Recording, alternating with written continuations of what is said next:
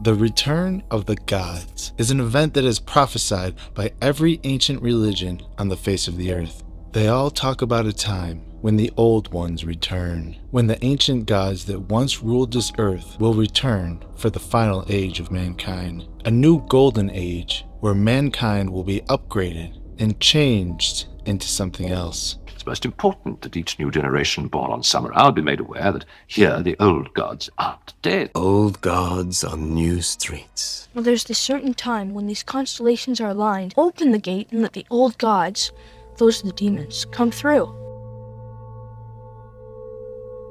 In this new golden age, the ancient gods will live among men, on the earth, in control of the earth, just like it was, known by Christians and Hebrews around the world as the days of Noah, and by the Atlantean Age, or the Golden Age, by everybody else. What you're about to see has never been seen by the public. As far as I know, this has never been played online. It's an old presentation by Dr. Thomas Horn, laying out exactly what's about to happen. The quality of this video was very bad, and the audio was very difficult to hear, so I remastered the audio and tried to clean up the visuals a bit, because some of the information you're about to see has never been seen before.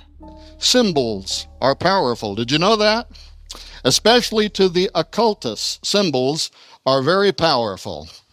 And that's what I want to talk to you about today. I want to talk to you about words and symbols. I want to talk to you about dates and all kinds of mysterious things like that. I want to qualify some of this in a moment. This is something for which I've been interviewed by U.S. congressmen, including Congressman Bob Ney, by U.S. senators, including U.S. Senator Rod Grams, by the History Channel, by dozens of radio and television shows, and even by members of the 33rd Degree Free Council themselves, and they have not refuted one time. I also believe that these forces can be powerful. Do you believe that we war against occultic forces?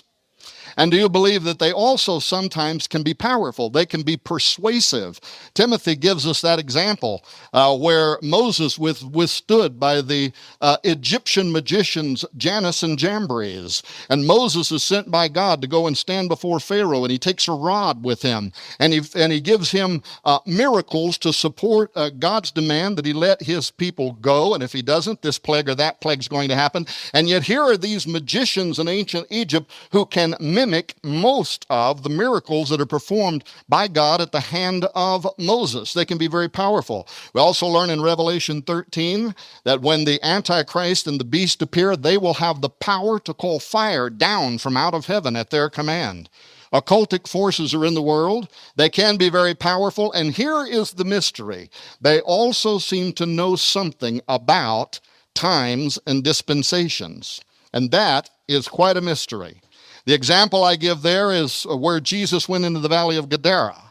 And the wild men of Gadara come running up out of the caves. These demoniacs come running out of the cave, and they say to Jesus, "What have we to do with thee, Jesus, thou Son of God? Art thou come hither to torment us before the time?" And this is the Greek word kairos, which means a fixed time, an epoch that is waited for. In our terminology, we would call it a dispensation. And for you pastors and preachers that are here, there is a fantastic sermon here waiting for you to preach it, because number one, they know something about times and dispensations. Secondly, they knew that that time had not yet arrived. But thirdly, they know when it does arrive, guess what? The King of Kings and the Lord of Glory is going to judge the dead and the living. He is the one that has the power. I could tell you a story of a demoniac that I don't have time to tell. It was the only case when I worked with a team of exorcists some decades ago, but it was the only case in which I ever saw actual laws of physics being broken, things that I simply could not understand. A young man running towards us and leapt through the air and hit an invisible wall, literally just slammed into something and hit the ground. But this was the cool part. The minute that happened, there were 40-some people who were standing there. Every single one of them fell to their knees and raised their hands. You know why? Because for the first time in their life, they saw undeniable proof that there is a God in heaven, and seated at his right hand is a man by the name of Jesus Christ, and every principality and power must bow before his authority. These powers know something about times and dispensations. All right, because of those points, they're in the world. They're powerful. They can be persuasive. They are warring to control what decisions that are made by pharaohs, by presidents. Egypt's Pharaoh is our president. They are warring for their mind. They want to control them. They want to take them somewhere. They want to take them, obviously, in a direction opposite of what God would have, either that executive level or even the people of that nation follow. And slowly, the process of gradualism, the drip, drip, drip, where over a slow period of time, we are taking away from preaching the Bible, Pastor Hoggard, that fantastic point you made last night. When you change the DNA, you change the body. And the body in this nation has been changed. The church is dying. We are no longer reaching 25-year-olds and younger have had their worldviews more shaped by Star Wars movies and George Lucas and Hollywood than they have by the church. And so they're persuasive, and that's what they're out to do. They're out to persuade a generation, but of what? And here is a great mystery. I was doing research on something else, and I came across this book. The book of the Kumiel, the council book of the Yucatec Maya. This interested me because the Yucatec Maya had converted to Christianity following the Spanish invasion. And they still technically refer to their prophet as the Chilambalam, but the Chilambalam had converted to Christianity. And the Chilambalam started developing ideas around the Christian final judgment. And he came to believe that the prophets of his culture, who were forecasting a future in which their God would return, was a false setup for the Christ of Christianity and his appearing, and that something was going to precede it. In our theology, we would understand that entirely, wouldn't we? The coming of the Antichrist, a time of great deception. So I came across, this was academic research. The professor here, Richard Luxton, as far as I know, isn't a Christian. He had made himself a friend of the Yucatec Maya, and he was hoping that they would allow him to interpret some of their ancient books into the English language. And so he was doing academic research with the Yucatec Maya. The Maya had written this 500 years ago, and it contains prophecies concerning the future. So I started reading this. Make a long story short, I thought I found something. I thought I found something nobody had ever found before. And I'm not one of these guys, like in the New Testament where they're always running around trying to find some new thing. That's not me. But I thought I came across something, and it was connected to the year 1776, the year 2012, and more importantly, in my mind, it was connected to the founding of this country and the Great Seal of the United States and a prophecy held by the Freemasons in which they believe that their God is going to return at a future moment in time. That grabbed my interest. But before I said anything about it, I thought, I have stumbled into some deep occult work here. And these guys are scheming something. And whether I believe it or not, they believe it. And because they believe it, it can affect the course of our nation. It can affect the course of law. When you get up among the elite, the power behind the power. The president stands up and gives a State of the Union address, but it's written by somebody else. And there are people behind him that are fashioning his words, like George Bush standing up and twice in his State of the Union referring to the angel in the whirlwind. But because we hold beliefs beyond ourselves, when this spirit of citizenship is missing, no government program can replace it. When this spirit is present, do you not think an angel rides in the whirlwind and directs this storm? The story goes on, and an angel still rides in the whirlwind and directs this storm.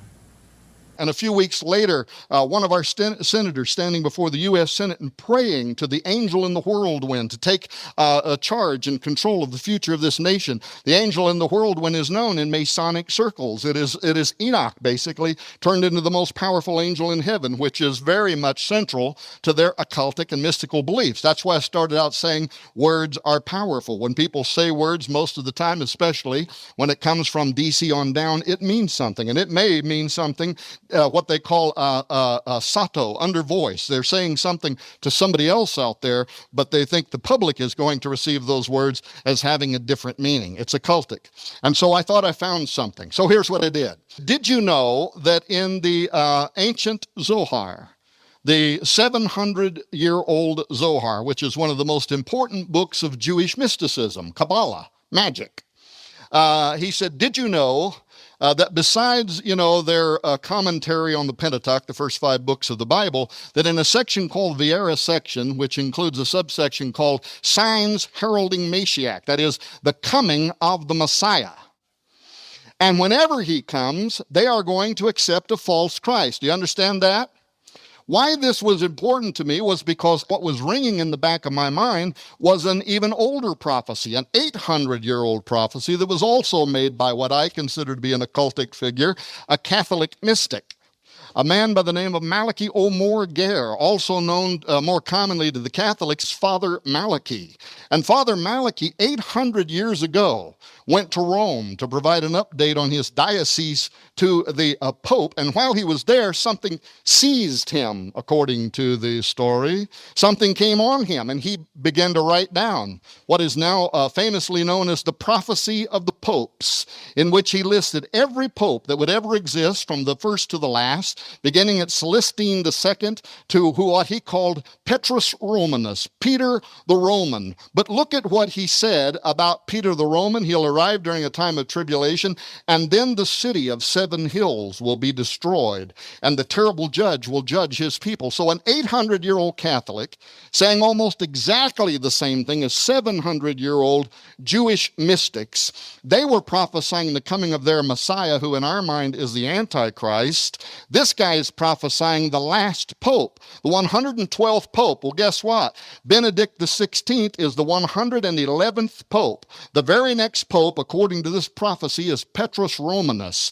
And last week, people were arrested who were plotting to assassinate the pope.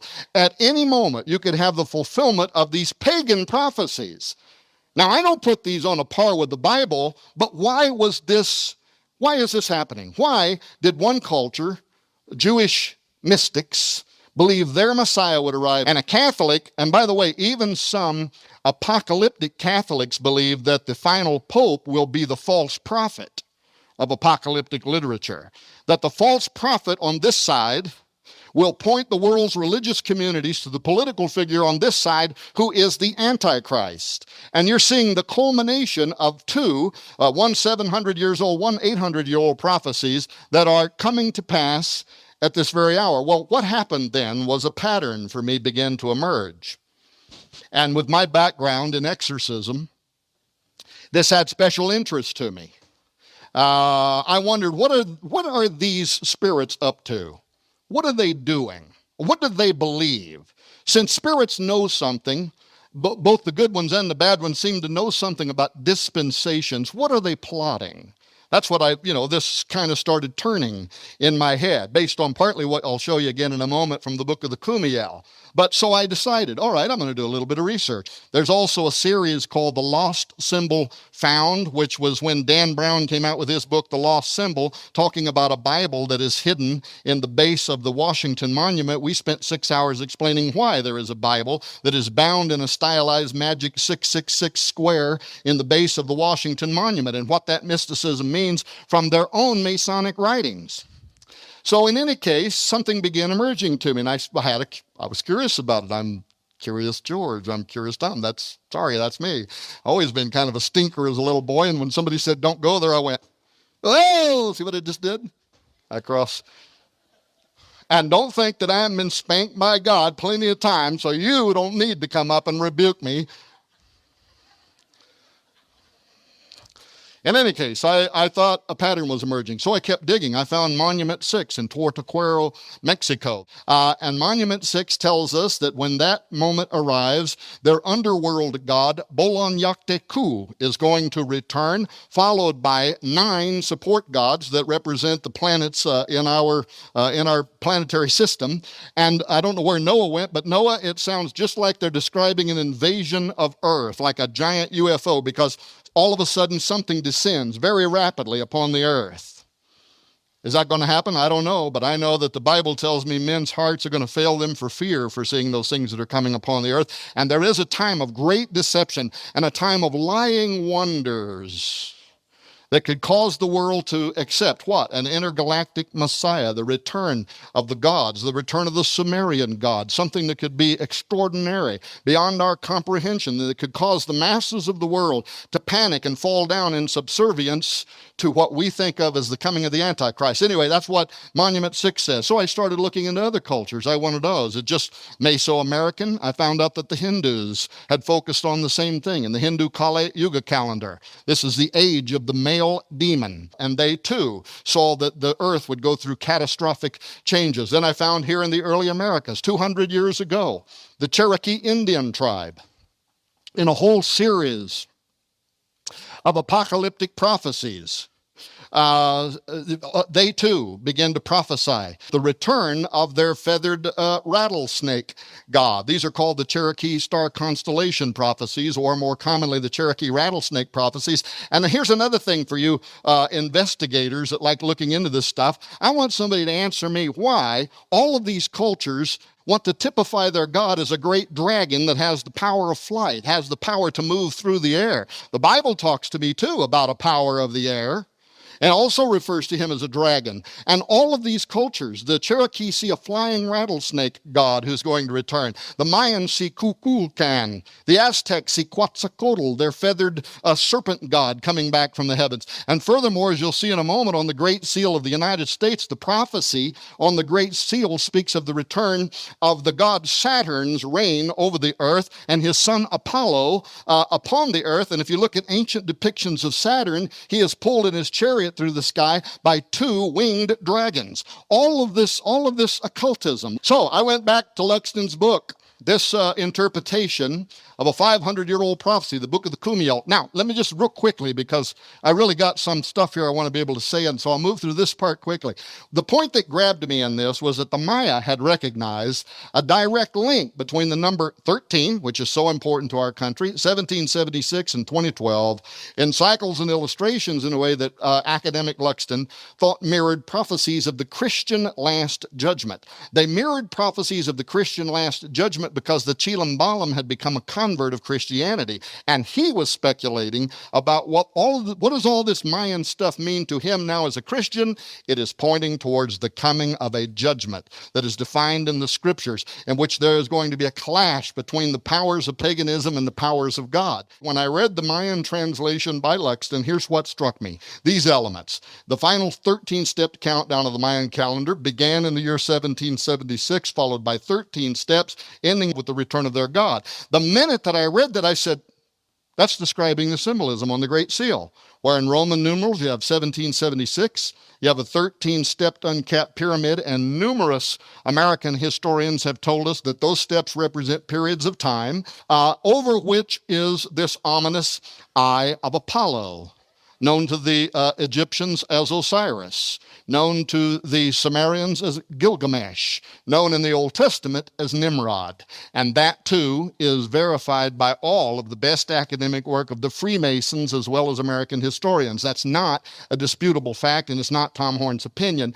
That's what that eye represents. Combined here with the statement Anuet Coeptus and the prophecy Novus Ordo Seclorum. I'll talk a little bit more about that in just a moment. So my first question was, were the framers of our government, and in particular those esoteric-minded gentlemen who were important to the design and layout of Washington, D.C., and iconic things such as the Great Seal of the United States. Now, don't get me wrong, there were Christians in the founding of our country, and especially at the common level, as a result of the Pilgrim movement. This was a Christian nation. This was a nation filled with Christians. But there were also among the leaders of this nation those who belonged to the secret orders. That too is a fact. And especially those who were responsible for the design and layout of Washington, D.C. As a matter of fact, you can go to our government's own website and read about the contest that was initiated for the design of Washington, D.C., and look at what our government government records tell us about the different architectural firms who offered different kind of designs for Washington, D.C., and then read on our government website about how Thomas Jefferson didn't prefer any of them, rejected all of them. Why? Our records say because he wanted the U.S. Capitol to reflect the Roman pantheon, and it even says in our government records, dedicated to all pagan gods. That's what they wanted. So that's what they shepherded, and that's what they got. And that's why you have a dome and an obelisk. And if we have time, we'll talk about that's why D.C. is laid out the way it is. That's why these elements made it onto the Great Seal of the United States. Well, what I wanted to know is, were these same mystical-minded gentlemen, were they aware of the beliefs of the Maya and the beliefs of the Aztec? Were they aware of it? And if they were aware of it, did they incorporate it into their belief system? And especially, did they incorporate it into the symbolism of the Great Seal and other important elements of Washington, D.C.? That's what I wanted to know, because I thought if I could find concrete evidence that in fact they were aware of it, and in fact that they incorporated it into their belief system, it might raise my suspicion about the design on the Great Seal, right? So, to make a long story short, let me tell you a little story. There's a man by the name of Constantino Brumidi. Brumidi became the official government painter for Washington, but Brumidi cut his teeth in Rome, where he did work for the Vatican, where he restored frescoes in important ancient Catholic churches. Brumidi, when French occupied Rome, Brumidi migrated to the United States. He became a United States citizen. He immediately went to work for the Jesuits. Well, the Jesuits in New York City were considered to be the power base of Rome's interest in America at that point. They were very interested in making sure that they played a role here in early America. The Jesuits were here to do that. Well, Brumidi suspiciously left the Vatican, came here and went to work for the Jesuits in New York City. And in 1854, abruptly, the Jesuits and the Freemasons financed a trip for Constantino Brumidi, the famous Greek-Italian artist, to travel where? To Old Mexico. For what reason? To make copious notes of the Aztec calendar stone. Upon the completion of that task, he returned to Washington, D.C. He went immediately to Quartermaster General Montgomery C. Meigs in Washington, who was the supervisor over the construction of the dome and the wings of the dome. He was immediately commissioned to become the official U.S. government painter. He moved inside the halls and the rotunda. He began painting frescoes that are Freemason in design. They have very mystical and pagan important qualities to them towards the mystical beliefs and the metaphysical beliefs of the Freemasons. But ladies and gentlemen, of all things, if you were going to paint a frieze of American history, of the tens of thousands of things that you could have painted in the famous frieze of American history at the base inside the U.S. Capitol Dome, what does he paint? Nothing else but the Aztec calendar stone. And there are so many important elements, by the way, in the frieze of American history that send secret messages back and forth to the Freemasons that we could spend 20 hours, I'm not joking, just going through these paintings and pointing out different things such as Montezuma's hand gesturing down towards the sacred fire, which is encircled by that serpent that's going to return. Here's what some called an Aztec drum, but notice that it has the shape of a Maltese cross, which is the symbol that is connected in history to the empire of Osiris, Apollo, who began on Malta. The Maltese cross, of course, for those reasons, was important to the Knights of Malta, connected with Freemasonry, and the Vatican, where Brumidi began his work and found favor. But there's somebody hiding here in this image in your U.S. Capitol Dome. He's hiding right back here behind this seated and standing Aztec figure. If you look at the stone of the sun, or the Aztec calendar stone, that as it might have originally appeared as it was painted, this little guy that's hiding in the U.S. Capitol Dome with his tongue sticking out at the world is the god Tonatiuh. Tonatiuh is the god who demands human sacrifice.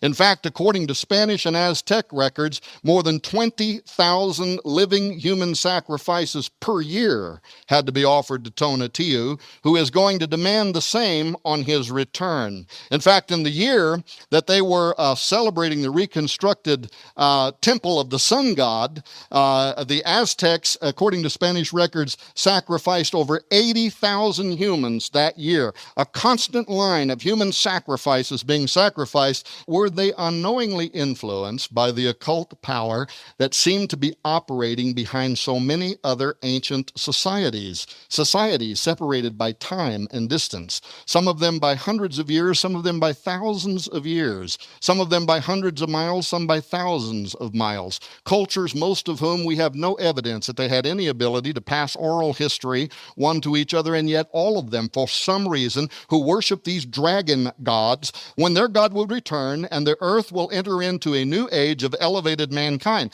Most of them also, by the way, would speak in terms in their own mysticism, as I was talking about last night. We are heading towards a time where men are going to become demigods, according to the transhumanists, but they say the same thing in their own language. Man is going to be elevated. We're going to have a new golden age. The gods are going to return, and men with gods are going to be blended. It's all part of their prophecy. Is it part of the reason the designers of the Great Seal included so many prophetic symbols on the seal? And why put openly hidden prophecies on America's highest seal anyway?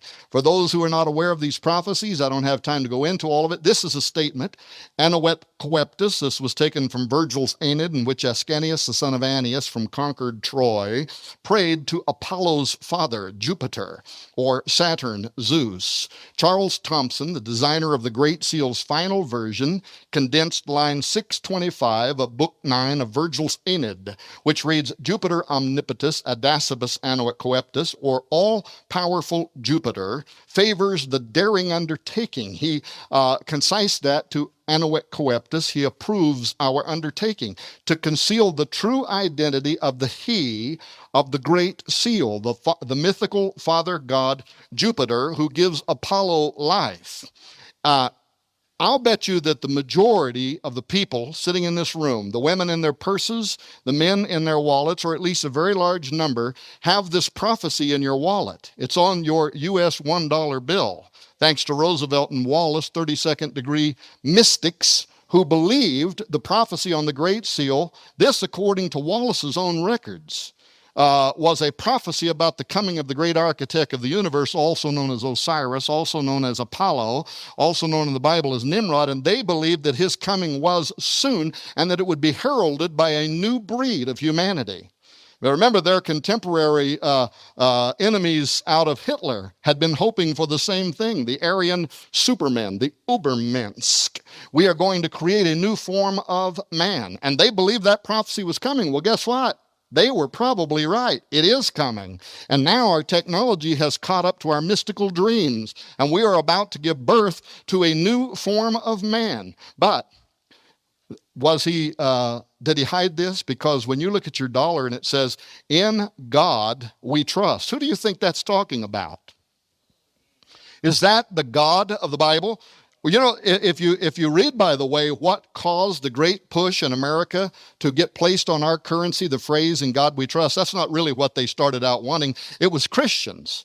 And they had actually said to Congress that in a hypothetical annihilation, this is their language, a hypothetical annihilation of the United States in the future, antiquaries of the future would have determined that America had been a pagan nation based on the symbols of the Great Seal and the way Washington, D.C. was laid out. Even the old-timers knew this. And they wanted something in our government that would reflect that widespread Christian view that was held among the mostly agrarian communities at that time. And it was opposed by the Freemasons. It was opposed by the President of the United States. They did not want something saying we are a Christian nation. And they finally compromised and put in God we trust because of the ambiguity related to that phrase, and that in some hypothetical annihilation of our country and somebody wanted to determine who is the God that's being talked about on the Bible, every symbol on our dollar would tell them it is Osiris. It is the ancient God, dying and resurrecting God. It is Apollo. It's he whose eye is hovering above the uncapped pyramid. That's exactly who you would determine this God was talking about. Well, here's the Novus Ordo Seclorum. That is a prophecy. It's taken from a prophetic line in Virgil's Eclogue 4, line 5, Magnus ab integro seclorum nascitur ordo. The interpretation of the original Latin being in the majestic role of circling centuries begins anew. If I have time, I'll explain that. That is a prophecy of the Cumae Sibyl, who predicts the arrival of, in the end times, of a divine son. But who was the Cumaean Sibyl? Well, she was the most important prophetess of Apollo. She is the most famous of the Pythians. A prophetess, a Pythian, by the way, is what the Apostle Paul cast a demon out of in the New Testament. When in Greece and Macedonia, and it says that the custom there was to go out in the morning and make prayers. You remember this story? And Paul and his entourage went out to make prayers, and every day the Bible says that a damsel, that is a young woman, possessed with a spirit of divination, would follow them around and say, these men are from God, they've come to show us the way of salvation. Now, interesting question. Why would a demon-possessed prophetess of Apollo do that? For the same reason the New Age movement quotes from the Bible. By the way, whenever, I can tell you this, I know this from experience, whenever these spiritual forces know that they have come up against a power greater than they are, that's you, in Christ, and you're in their community, they won't try to defeat you. They'll try to make the community somehow think they're somehow joined to you. So, but you know why? You're a fisher of men. Well, believe me, they are too. They are fishers of men. These spirits are fishers of men. And so they will join or try to make the appearance of having joined in order to draw people away into mysticism. And it's happening right now. I've never seen a day in my life. Why do I talk about this kind of stuff? Why do I talk about UFOs? Why do I talk about what is the occultism operating behind the year 2012? Because I pastored for 25 years. I was an executive in one of the largest evangelical organizations in the world for a decade. And I have never seen a time where the world is asking more questions that the church is afraid to talk about. And the young people in their churches that are asking those questions are then going out and they're asking people that are part of the New Age movement. They want answers. And if you won't answer their questions, they're going to find an answer to their question. That's why this woman was following the Apostle Paul around in the hope that after they leave the community, they could pretend they too were some part of this great power and they could somehow build up and reinforce their position. And the Apostle Paul got sick of it and done what any good Baptist preacher would do. He cast the demon out of her in the name of Jesus Christ. Guess what? Came out the same hour. And yet for some mysterious reason, the Cumae Sibyl is in the Sistine Chapel at the Roman city, the Vatican City, and she is holding a position here of honor among the Old Testament prophets. Michelangelo, who made the famous paintings there in the Sistine Chapel, he left a secret behind that I've never heard anybody ever talk about. I'm going to show it to you right now so you can follow up on your own. But Hogarty left us something here very important. Count the digits on the left hand of the Cumae Sibyl. Now her thumb is inside the book just like it is on this finger, and then you count her digits, 1, 2, 3, 4, and the fifth one is bent under or cut off, which could have even more significant occultic meaning. She's a 6-digited prophetess.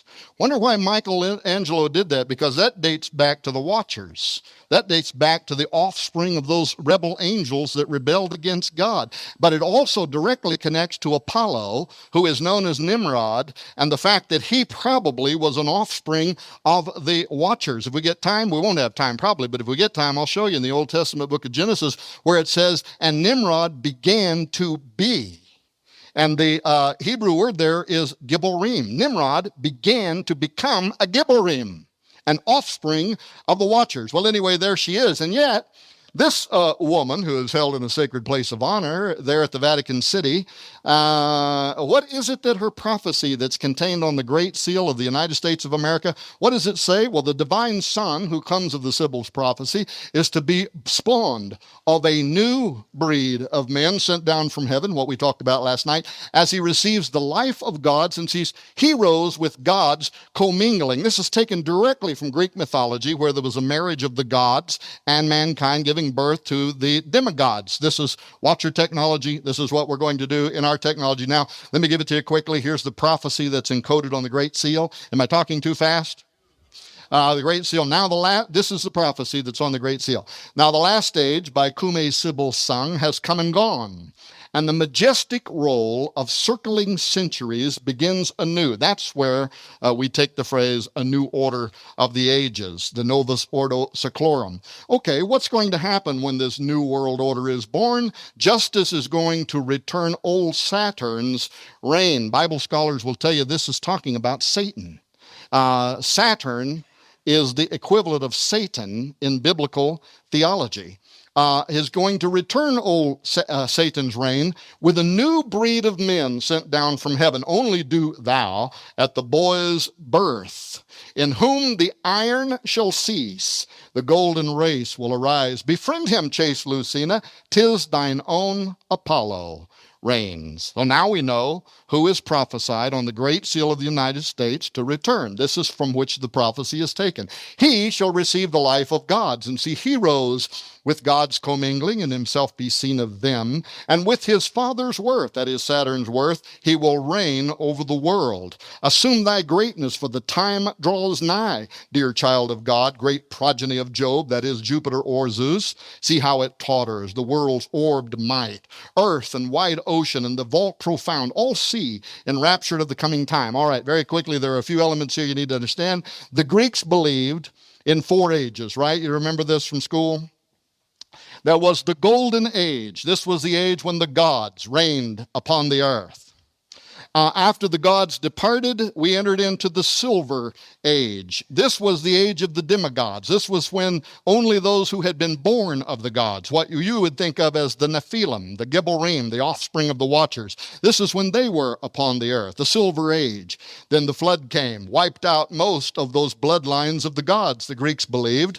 And then we entered into the bronze age. This is the age where there's still some elements of the bloodline of the gods on the earth, but not very much. And in Christian theology, we look at this and we say, well, you know, the flood wiped out the giants, and yet, lo and behold, how did this happen? After the flood, somehow they're back. How did they come back? I believe there was a high level of technology that was used that's also going to be used in our age, but that's my theory. There's other kind of theories around this. J.R. Church talked about the bloodline of the Antichrist and the tribe of Dan. Other people try to figure out, but bottom line is they came back. Somehow the giants were on the earth again, but not in the great numbers that they had been before. This is the Bronze Age, when there's very little of the divinity of the gods from the Greeks' point of view left in humanity. And then finally, we enter into the Iron Age. That's the age that we are in now, where there is so little divinity left inside humanity. What do we got to do? We got to create a new breed of humanity. Exactly what the transhumanists are saying now, the mystics of old were saying the same thing. The day will come when we will need to rejuvenate, recalibrate, alter, re-engineer humanity so that once again we can be an offspring of the immortals. But why should Christians care about a Sibyl's prophecy on the Great Seal heralding the return of Apollo? Because the Bible identifies the god Apollo as the same spirit, verified by the same name, that will inhabit the political leader of the end times new world order. 2 Thessalonians, let no man deceive you by any means, for that day shall not come except there come a falling away first, and that man of sin be revealed, the son of perdition. This is the Greek word Apollyon, which is the Greek's way of saying what we call Apollo. Apollia, Apollyon, Apollo. Revelation 17:8 ties the coming of the Antichrist with the return of Apollo. The beast that thou sawest was, and is not, and shall ascend out of the bottomless pit and go into perdition, Apollia, Apollo. And they that dwell on the earth shall wonder, whose names were not written in the book of life from the foundation of the world, when they behold the beast that was and is not and yet is.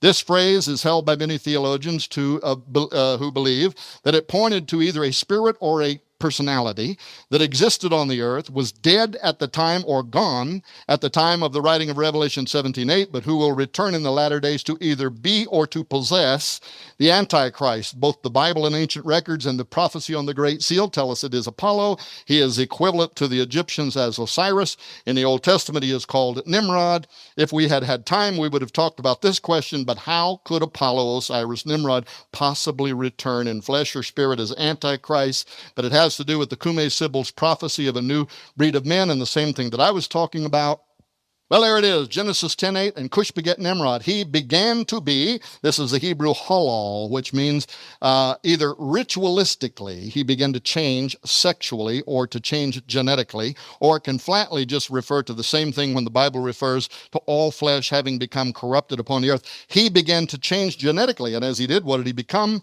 A mighty, a Gibborim in the earth. He immediately sets out to build a tower. His eyes were opened, like we talked about last night, to new modes of perception, what the transhumanists want. Suddenly he saw something. He wanted to build a tower whose top would reach into the heavens. Roosevelt and Wallace believed it. Here's Nicholas Roerich holding the sacred casket. Wallace was a devotee of Nicholas Roerich. I went to the house of the temple. I want to know if there was anything to this, so I went to the lion's den. I had people praying and fasting for me. I took my wife. We went to the house of the temple. We went to the headquarters of the Scottish Rite Freemasonry in Washington, D.C. on 16th Street, and not on a public tour. We went and met privately with 2 Freemasons of the 33rd degree order. They took us inside. They answered every question except one. I'm going to tell you what that question was.